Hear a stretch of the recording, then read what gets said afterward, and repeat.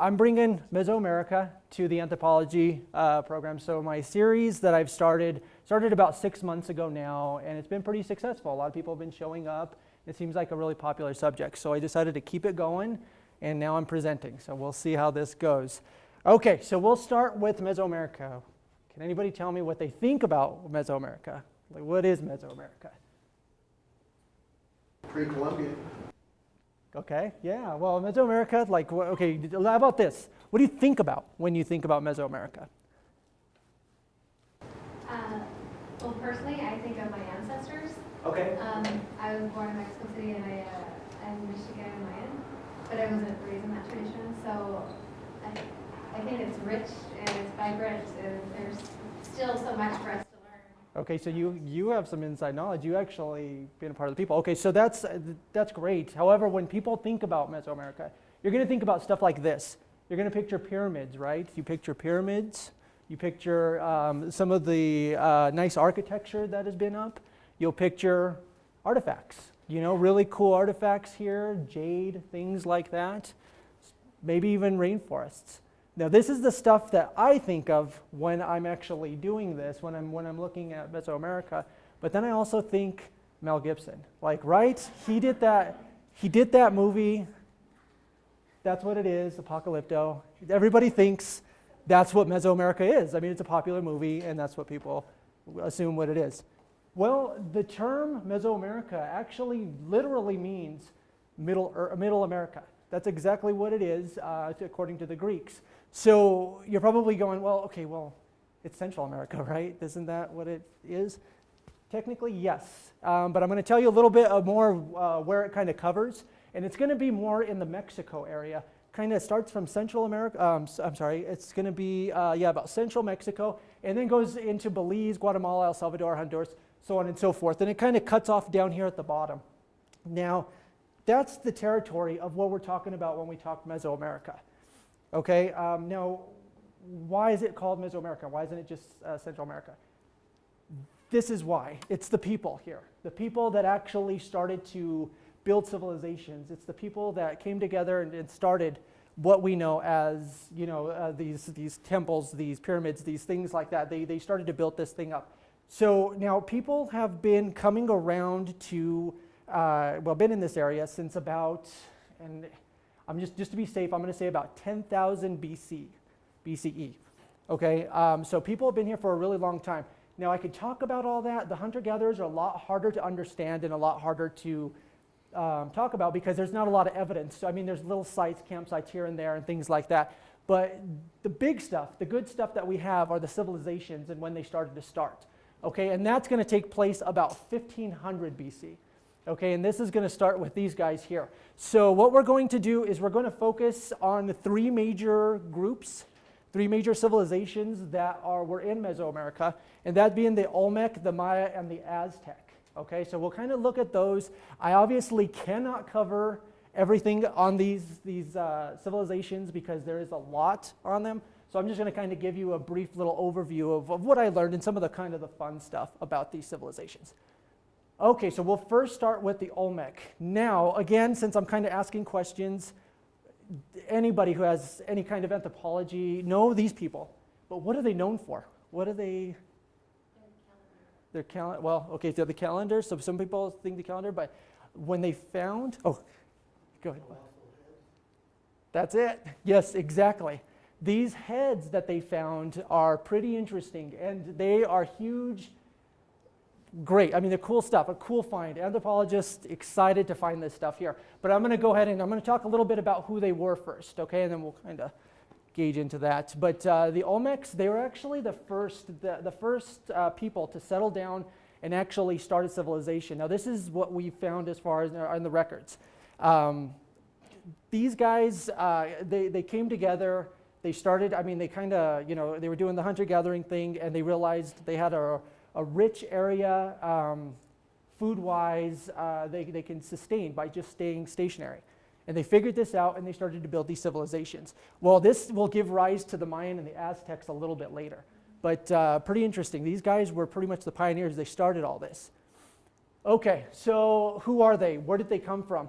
Now, there's huge debates on where these guys actually came from.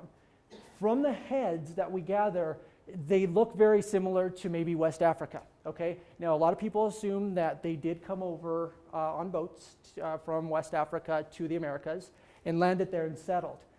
It's a good theory. It still is a good theory. However, there is some evidence right now that shows that these people probably came from Xia, China. Is that right? Let's see. Yeah, Xia, China, okay? This dynasty in China. And how would they have gotten here from China? Well, if you would come to the last anthropology series, our archaeologist that was here was talking about this thing here, the Bering Straits. This is a land bridge that connected basically Russia here to the United States or to Alaska here. Now, these people were thought to have actually crossed this bridge and kind of worked their way down here, okay? And they settled and things like that here. So I'm going to go ahead and go forward here. Let's talk a little bit more about the Olmec. Let's see. So we don't really know too much about the Olmec because they're, again, not too much on them, okay? So the Olmec wasn't even what we know they called themselves. It's actually what the Aztec gave them the name for. And it's kind of funny because the word Olmec means the rubber people. Why? I don't know. That's pretty interesting. But they did work with rubber. They found rubber and things like that in that area. So they gave them the names the rubber people, which is pretty interesting. But we don't know what they called themselves. We have no really information on these guys. So they do pose a pretty interesting mystery for us. We don't really know what's happening there. Now these civilizations have been, when they first started, they basically centered themselves just the southern end of the Gulf of Mexico here. So in Tabasco here and Veracruz, in this area was basically Olmec territory here. Again, how do we know this? This is just stuff that they left behind. Now, I guess just to kind of let you guys know what archaeologists do and what they do is they're basically glorified trash men. They find the trash, they go through what it is, and then just use that trash to kind of rebuild civilizations. Of course, when you have cool things like pyramids and stuff like that, it's a little bit easier to kind of get an understanding, or even full cities that are standing. It's a little easier to get an idea of what they look like. These things here, when they're a little bit smaller of a civilization, are a little bit harder to piece together because there's not a lot of evidence. So we have to do a lot of assuming and guessing, and a lot of times the pieces fit. So in this case, with the Olmec here, that's what's happening. So we're going to go ahead and move a little bit forward here. Now there is some documentation of these guys having some sort of religion, which they did. They were starting to find different little heads and designs, things like that. That kind of give us an idea. They were worshiping a god here. They had some sort of organized religion, focusing on one god. So all of these little things that come together, that's what we're putting together here. That's what we know. What that actually says, I don't know, but I can pretend. Okay, so now, because, and I want to talk more about them. There's not a lot about the Olmec. Wish I could talk more, but their demise was very similar to what most of the other, like the Aztecs, the Mayan, the other different civilizations that came about. Their demise was very similar, okay? What they do is they settle down into one area and they basically just take out all the resources around them. There's really nowhere else to go. Once the resources don't grow back and stuff like that, they have to either move on or they just die out. I mean, they have to do it. But of course, these people are really smart. I'm guessing they moved on. They just kind of moved on to where they were. And there's evidence of the people here that were in Mesa Verde that did that same thing. So if you've ever been to the rock wall or the cliff face there, yeah, if you've ever been there, that's what happened there as well. That's why the people left. Pretty cool site, pretty cool things, but they left. Now, there is this other theory, maybe that the resources were still there, but what if volcanoes acted in this? Well, it's possible. So this guy, Stanley, and his team in 1997, which a lot of you in this room probably weren't even alive at that time. That's okay, I'm educating you guys. They came up with this idea that volcanoes were responsible for the move of some of these civilizations. Could be the case in the Olmecs as well. So volcanoes could have contributed to this. Now the reason, and I kind of think this could be the case as well, because of CERN here. So Joy de CERN was basically the Mesoamerican Pompeii. I got the privilege of studying under the guy who got to head up the operation there in CERN. Fascinating stuff, really cool stuff. Volcano erupted, completely covered CERN up, and there are still bodies there. It is the Mesoamerican Pompeii. Very cool. Another subject for another time, and I probably will do something on that a little bit later, or maybe I can get him down here to do that. That would be a lot of fun. Okay, so the heads, right? We want to know about those heads. That's interesting, right? Those heads, those giant heads. Let's figure it out. Okay, so these heads are really, really interesting. Now, this is where the debate comes in of where these guys actually came from. Did they come from Africa? Did they come from Asia? Now, the reason people think that they came from Asia is because some of the pottery that they found in that area, some of the writings and stuff was very similar to that of in China. Okay, but you start to look at these heads, and they start to look very similar to the people that were in West Africa at the time. So this is where people really get into it, you know, especially anthropologists. We have nothing better to do. We're not UFC fighters. We just go out there and we fight each other on these kinds of things, like, no, this guy looks like him. But one thing that's really cool about all this here is that these faces are going to be completely different. That's really cool, like the terracotta army or something like that have all these individual features and stuff. So what is that telling us? Now, if it was a god, that probably would be, you know, just one specific face, one general cut to it. But these are different faces that we're seeing here. So they're most likely the rulers. They're probably the rulers of this time, of the Olmec. And that's how they paid him homage, is by building these giant heads. We don't know. They could just have giant heads. That's possible too. We're trying to look into that. But it's pretty cool stuff. So, and these heads, there's 17 that have been found. 10 of them are going to be in this area right here. So this is how we know where the Olmec were. Kind of tracking down these heads, these little sites where they were at, things like that. So that's how we find where they're at. Okay. So moving on from the Olmec, we're going to go on to the Maya. Now, the Maya, that's kind of interesting because you did say earlier the calendars. That's what people think of when they think of the Maya. I mean, that's kind of the only thing that I've heard, because I was asking questions, just asking people what they thought about the Maya. It usually comes back to that calendar, and that calendar is very complicated. And I'll try to talk a little bit about that, but we'll just kind of skim. I'll give as much as I can. Okay, so the Maya civilization in Mesoamerica here, these guys were known for their calendar. They're also really, really smart mathematicians. These guys used to love circular stuff. These guys would just sit outside and watch the cosmos. They noticed things. They noticed, I mean, and probably the most obvious, the sun and the moon, right? Coming over us in like this arc, right? So they're starting to see that kind of stuff. But then these guys are also watching the cosmos. They're seeing the stars moving. They're seeing all these different things moving, and they're seeing it moving in a circle. So that's given these guys their beliefs here. So now let's see. So you can see that basically this is going to give them their religion as well. This is going to actually thrust them into believing that, you know, there is no life, there is no death, or I'm sorry, there's no birth, there is no death. You aren't born, you don't die. It's just one big circle thing here. You're just going to constantly recycle here.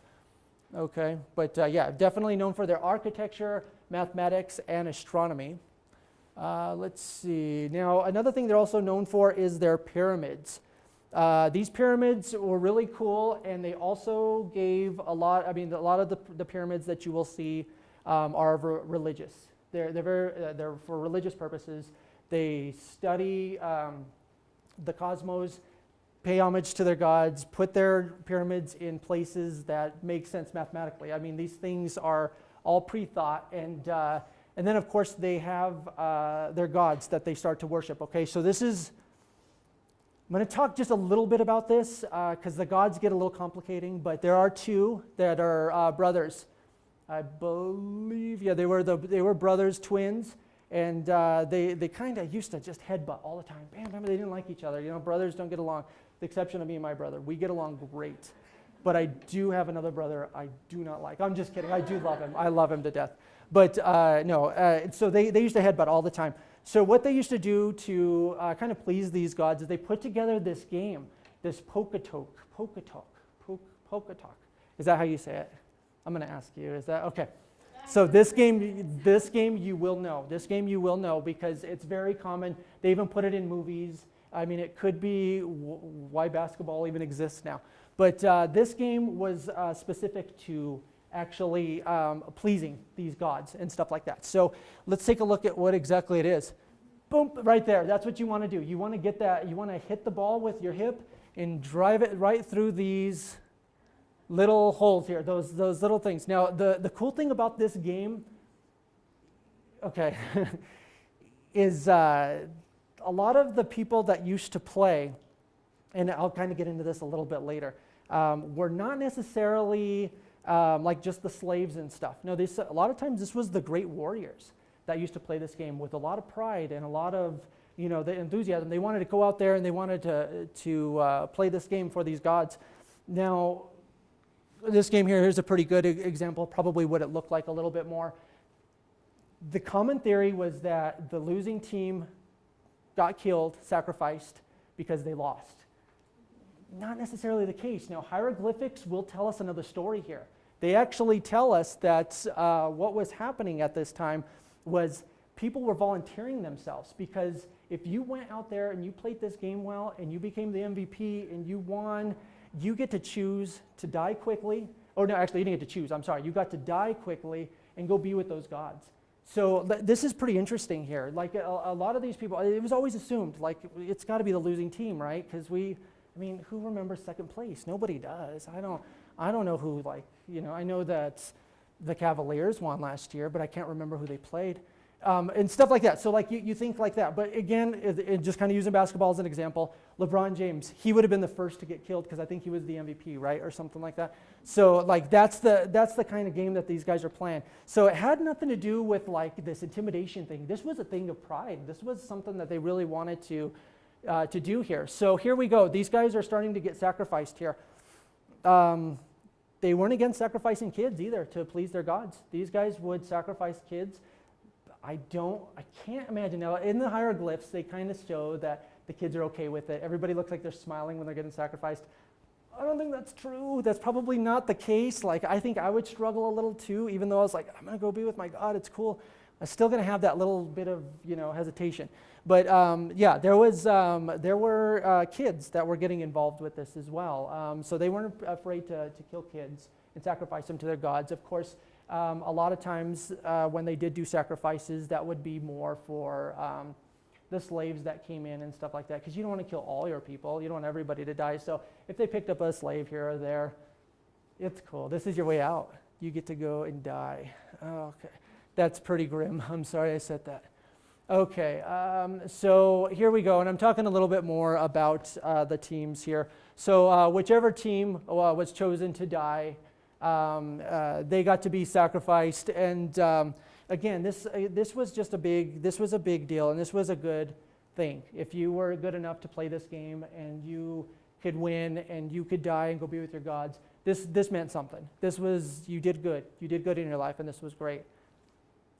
Kind of silly. I know. I don't know. I have to try to wrap my hand around it, and I can't get there. Okay, so let's go ahead and jump out of the game, and let's talk about the Mayan calendar. Now, this is a little interesting because there are two separate calendars that we'll kind of talk about. These two calendars here will come together and do a kind of a smaller time period, more of like something you would see in a year. So something like our calendars that you would pick up at a grocery store or whatever. These are these calendars here, the short count calendars. Now, the long count calendars here, these things, well, actually, I think this is more of the small one here. Yeah, these two here come together, and they actually form the small count calendar. So this is their way of keeping track. Again, notice this here, the circles here. Very important with the Mayans. They really valued the circles here. Okay, so let's go on to the long count calendar. This thing is the thing that in 2012, everybody was a little bit afraid of, like, oh no, what's going to happen? You know, it ends here. Well, it did. This thing actually ended on December 12th. Sorry, December 21st, 2012.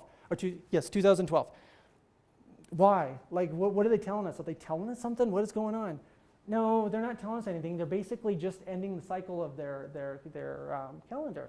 So it started right here in August 3114 BCE. Like that's a while back. So this is a long calendar. This thing is massive, right? And then it ends December 21st, 2012. Okay, when this thing happened, a lot of the Mayan culture actually went to Chetan Itza, and they actually celebrated this. This was huge. I mean, to be in this time when this is happening, big deal, especially for the Mayan people. This is really cool. Now for the rest of the world, right, panic, we're gonna die. That's what we're thinking, right? That's happening. And you know, it's kind of funny, and I'm going off track here a little bit, but at the same time this was going on in December of 2012, the CERN, the Hadron Collider, was actually just getting put into place. And I remember this because I remember thinking, I was studying this at the time, and I was thinking, oh man, were they right? It made me think. I had to think, but I'm like, okay, no, they're not right.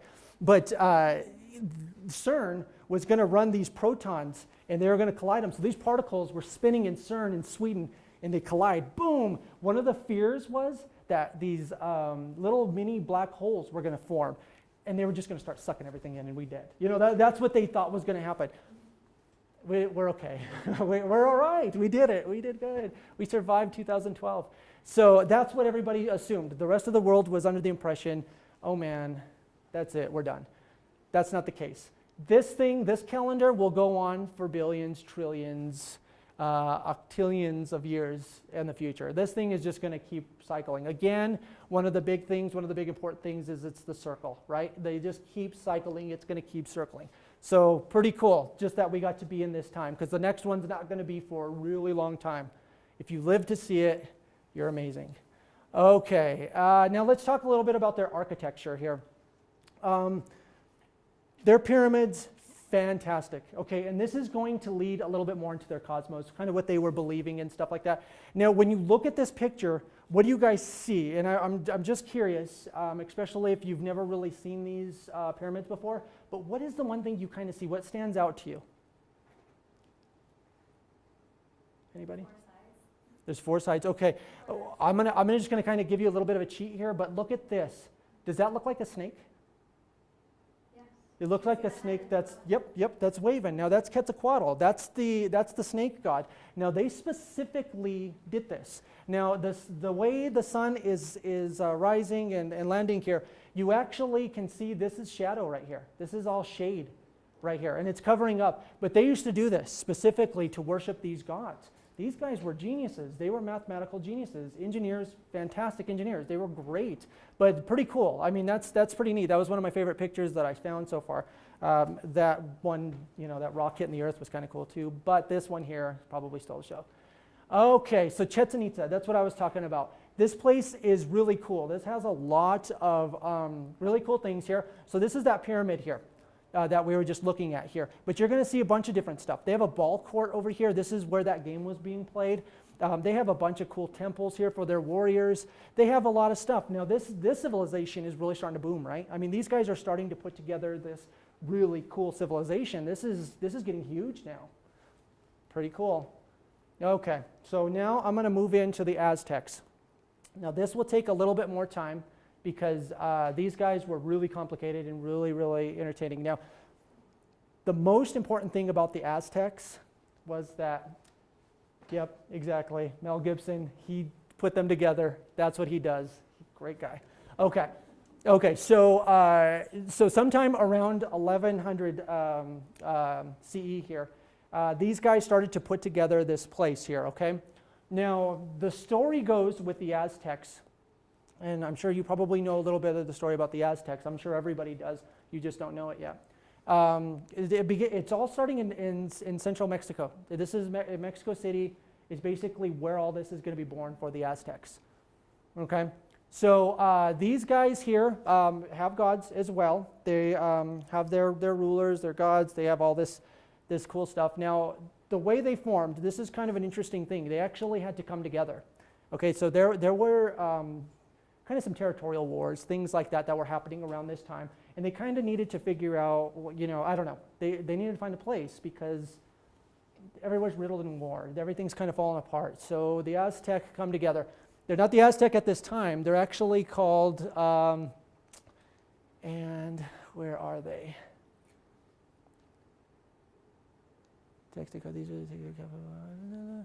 They were called something, and I forgot to put that down. I'm sorry. Rough. Okay. But these guys were coming together. They were starting to fight one another, and they got into this war here. Now, the Tepic, I heard it a few different ways.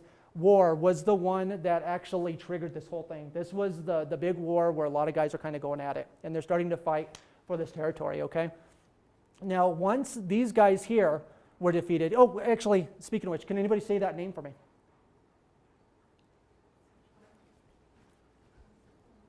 Anybody want to give it a go?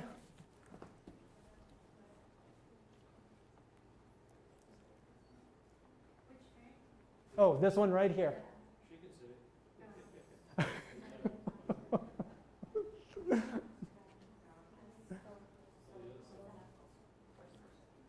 Okay, who wants to raise their hand?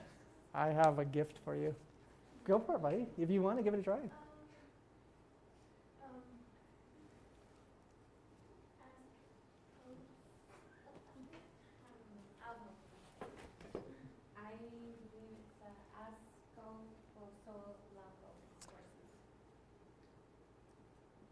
Let's go. That's good enough for me. Congratulations. You guys got you a book on the Onion's greatest hits. Okay, so the paper, the Onion's greatest hits. Funny stuff. Okay, so yes. Okay, so that's these forces here were defeated here in Texcoco. I can't remember how to say it. Yeah. So they were defeated there. Okay, now these guys are starting to now. After the war, they have to kind of figure something out. Now, this is cool. Now, this is when they start to actually get into. Scared me. It's like, it's my time up. Okay. Oh, I told you I wasn't going to get distracted. I'm distracted. Okay. So these guys, they came together. Okay. Now, this is the form of Tenochtitlan. Somebody want to give me a hint?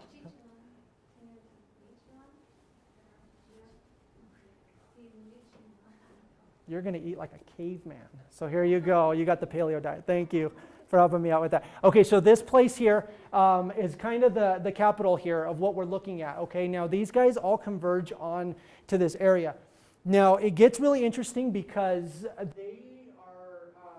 coming together. They God,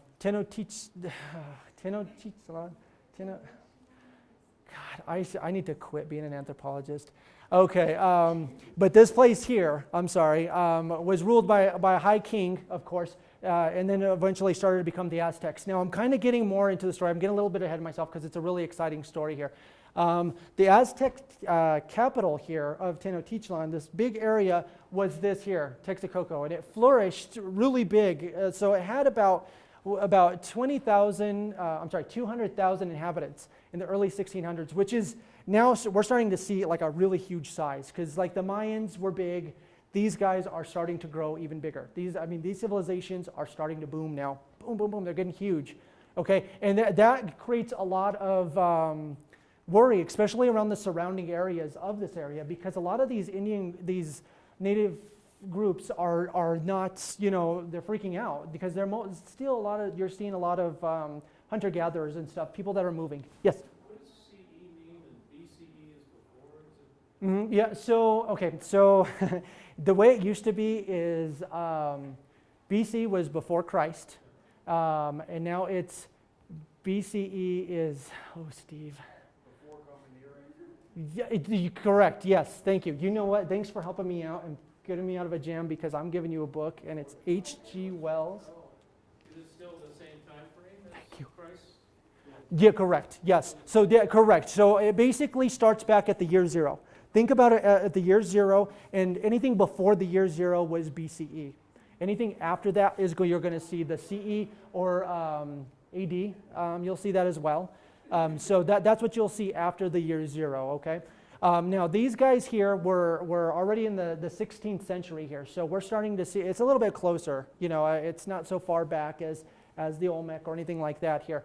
But these guys are starting to create panic in these areas. These little surrounding villages are basically join or you're dying, you're dead, or because these guys are growing so big, they're consuming everything.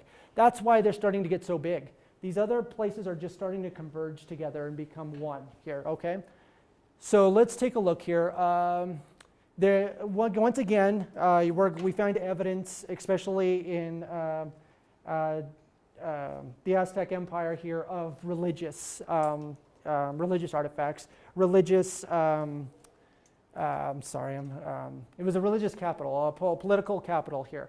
They did a lot of trade. They did a lot of cool stuff that we're starting to see now. Now, the Mayans did do some of that as well. It wasn't to this extreme. These guys are really starting to boost here, and they're starting to go across. And actually, I should point this out. Now, there are evidence. These guys here were trading with people here in Colorado. So in Mesa Verde, in Chaco Canyon, in this area, these guys were walking back and forth to each other and trading goods, which is pretty cool. So in Colorado, we found this really cool macaw headdress, which of course we don't have macaws here. So this huge, big headdress of feathers was found here in Colorado. That's from these guys here. That's a gift. That's a gift, and it's probably a little satellite of what these guys were doing at the time. So pretty cool stuff. Okay, so now these guys, so now let's get more into the religious aspect of this and how they got started. Now these guys are starting to come together. They're going to put this whole place together, but it starts with this religion and this belief that this Aztlan, yeah, correct, thank you. That's right, yes, that's what I said. I'm kidding. This place here existed. Now, this place here was basically a place where the gods were. They're getting instructions from these guys to basically build what they're going to build here. So let's go ahead and move on here. The gods from this area had told them, okay, you will find a place to settle, but you have to find a cactus and you have to find an eagle eating a snake on it. That's where your place will be, okay? And when you think about it, you're like, wow, that's uncommon. But in that area, probably not so uncommon. I mean, it was a vision. Yeah, correct. It was told by the gods, and that's how they used to get their information, was through visions and stuff like that. So the cactus with the bird eating a snake, these guys came across it, okay? And they found it, and this is where they were going to start building all their stuff here. So what does that look like? What does that image look like? You could see, exactly. You can see that today on the Mexican flag. So that's what these guys are here, okay? So they're starting basically Mexico here, okay? And that's what it is. So if you go to Mexico City, actually a lot of the ruins of the Aztecs are right underneath. They're right underneath the floor. So I'm sure you've probably seen that, right? Yeah. I'm going to go there, but I haven't. You haven't seen it? Okay. Yeah, so that's where these guys, we basically just kind of built over it. But yeah, that's where these guys are, okay? So this is the whole premise here. This thing right here, the Mexican flag with the eagle eating the snake on the cactus, that's what they were told they were going to find, and this is what they were going to build. Bam, they get huge, right? They start to build, they start to just conquer everything. I mean, the gods were right. They told us what to do. We're gonna just listen now. We're gonna just go ahead and that's it. Like, they helped us where we're at. Okay, so a lot of these guys, they did a lot of cool stuff. They did their festivals, their banquets. These guys celebrated. They had a lot of fun. This was a good time for the Aztecs, not necessarily everybody else around. And sometimes the Aztecs struggled, but I won't. But this is more of a kind of a flourishing time for these people. These guys are starting to get big. They're starting to build. There's a lot of cool stuff coming out of Mexico here. Yeah, these guys here were not against sacrificing kids as well. So they did sacrifice everybody. A lot of times now the Aztecs were a little different than the Mayan. They did sacrifice, but it was a little bit more to just please the gods. So they spilt the blood on the ground, and they would get rain, they would get stuff. So I think it had a little less to doing with the honor of dying than it did to just spill the blood of an enemy. So a lot of times the Aztecs were going to capture the little native villages, the people in there, and they were used as the sacrifices. Okay, so let's see. Yeah, and so and it says right here sacrifice, the people that got sacrificed were usually that of the people that lost the wars against them. So these were, they gave them the offerings. I'm sorry, I'm kind of jumping ahead of myself. I'm talking about this stuff before I even get to it. But there was 3 forms of the sacrifice that were very important to these guys. Obviously the heart, and people see that. I mean, there's a lot of images with that here. These people taking the heart. And I guess I should have warned you guys. I'm sorry. The little ones. You're okay. You guys are fine. It's just a drawing. It's pretend. It's not real. Okay. But the heart was removed. The victim was decapitated. And a lot of times, and I didn't put this in here, but I'm going to throw it out there because the kids are old enough and it's great.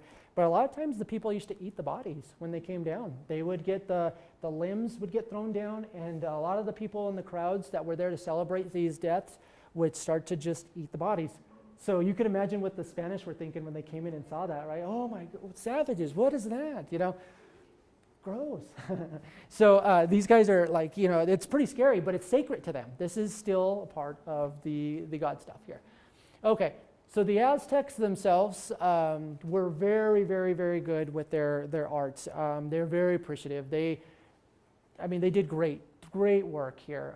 This is just, you know, some of the examples of some of the stuff they did, and they were very proud of their art. They had a lot of trade. They basically, I don't even know what I'm trying to say here. They built this place from the ground up, and it all starts with this kind of stuff here. These guys are really proud of what they're doing. Sculptors, warriors, things like that. But they made a lot of cool stuff. There are monuments, beautiful arts of work, great stuff. Very proud people of what they did there. Now, these are just 2 examples of some of the kind of fine, intricate work that they did. These things are pretty massive stones here. And you can see and this thing has been already, you know, it's older, so it has some wear and tear on it. But you can see some of this detail. I mean, it's just fascinating. And I will, if you guys can pronounce, let's see, this word here, and let's see, this one here. If you could pronounce those, you get a book.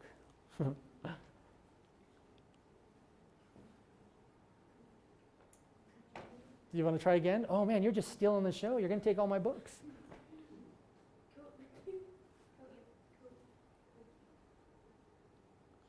Cool, look you. And what about this one?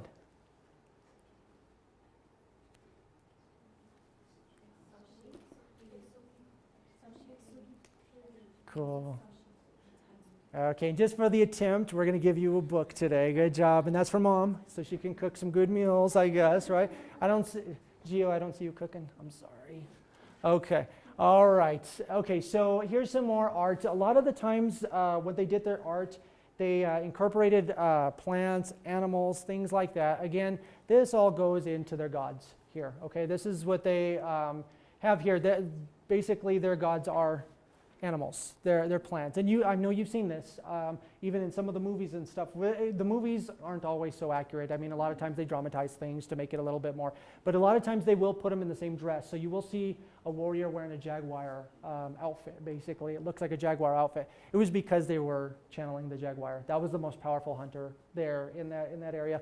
So that's what they channeled. And you can see this. You can see what they were doing here. They would dress up as these animals, and these animals were gods to them. Okay, so the reason that the animals even existed was because the gods put some sort of reminders of themselves to the people, and they would see these. Okay, so that was pretty interesting, and that's what they took from seeing animals. Not good on people. They did slaughter animals, not as much as they slaughtered people, but you know, they were still probably a lot more humane than what they were seeing in Europe, things like that. Okay, the Aztec Empire was controlled at some point now here, 11 million people. I mean, this is massive. This is huge. This is a huge area. This is the most we've ever seen. So big civilization. And it blew up fast. I mean, this thing just got out of hand really, really quick. They were just bringing in people. The vegetation just, you know, getting depleted. Everything was just completely starting to go away here. And then, so things like this are happening. The vegetation's going away. They're starting to get angry at each other. And now, bam, here's some more wars that are coming in. These guys aren't happy. I mean, the people that are around in this area, they're pissed. Like, we don't want to die here. Well, let's, so we're going to fight you. They would start to team up, and they would actually start to fight and challenge these guys here. The Aztecs, they would try to, overthrow them. A lot of times they were smaller groups that really didn't stand a chance until they ended up getting into about 1515. Then they were starting to see some significant loss. Some of the people, some of their warriors were getting defeated. Things like this haven't happened yet, okay? So they're starting to see kind of a decline. And then, bam, here we go, the arrival of the Spanish. Now, I could probably even stop there because I bet everybody knows what happens next, right? Okay, the Spanish starts to come in, okay? And at first, the Spanish comes in, and the Aztec leader, he's like, wow, Cortes is our god. Cortes is our, I'm sorry, I forget the name. The god. Yes, he's our god here. And like, wow, we've never seen a guy. And this is pretty interesting too, and I didn't put this in yet, but, I didn't put this in at all. These guys showed up, the Spanish showed up in ships, okay? Floating palaces is what they called them, because they never seen anything so large coming in off the water. What the heck is this? And these guys are coming in on horseback. Again, they have never seen horses before. So they're starting to see this really scary animal man thing that's coming towards them.